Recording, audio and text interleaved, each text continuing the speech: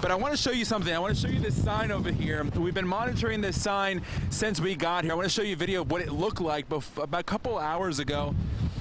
And now look at it now. It's been knocked down because of these high winds. Now I want to remind you, we've been monitoring the traffic from our room on the 4th floor, 75 and Kings Highway. Just want to let you know, this, if you want to take your car and go for a drive right now, you should not. You're under a curfew until 6 a.m. here in Charlotte County. And these are the type of winds that you're going to be encountering right now. You can see it's sort of knocking me around. And I want to remind you again, we keep hearing this rattling sound right behind us, and that is the windy sign that has been torn up because of these high winds. You can see this used to be a street, but now it looks more like a river. You see some people here that are deciding to get out of their homes, and I want to bring in this woman. Her name is Pam. Now, Pam, what's your last name? My last name is Jolliffe, and this young man was trolling by because this entire area is 3 feet under him where you can't even get a big truck through. Right. So he has been trolling around.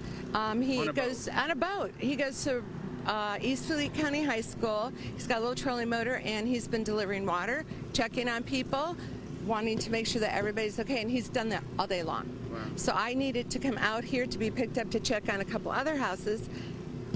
What a sweetheart. There's a woman, a lot of the dogs that we're staying with at this hotel, they're getting their last walk-in before the storm really hits.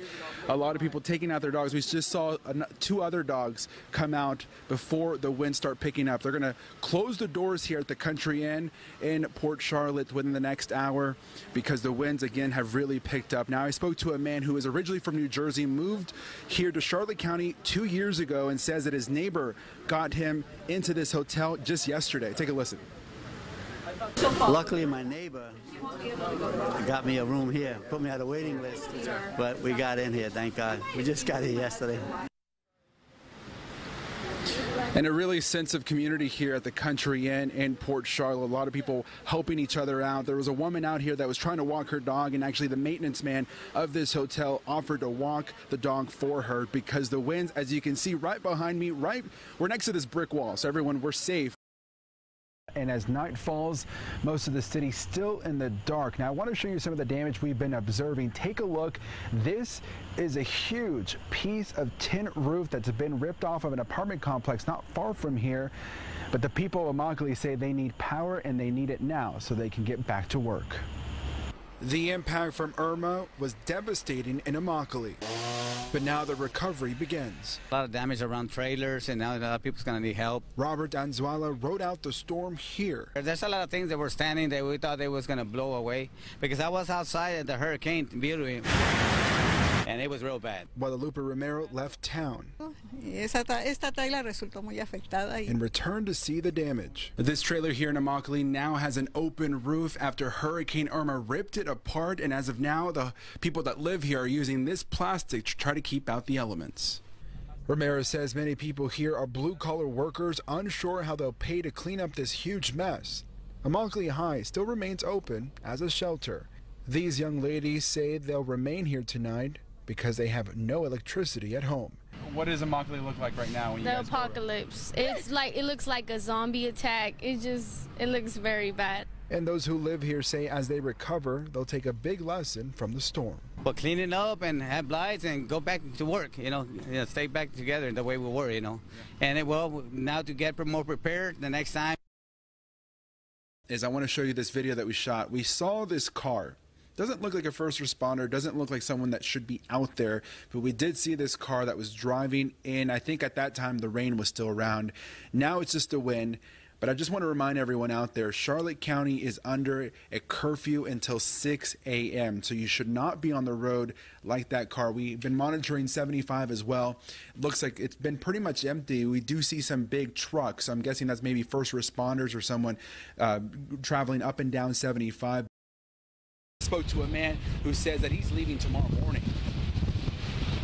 The city of Clewiston, all 7,500 people under a mandatory evacuation order. But Hurricane Irma doesn't seem to be the biggest concern. Well, it's telling me not to hang around because of the lake, and I know it might not hold up, but it's telling me to get out of here. Yeah. And I'm not going to take any chance with the lake. The hurricane's no problem.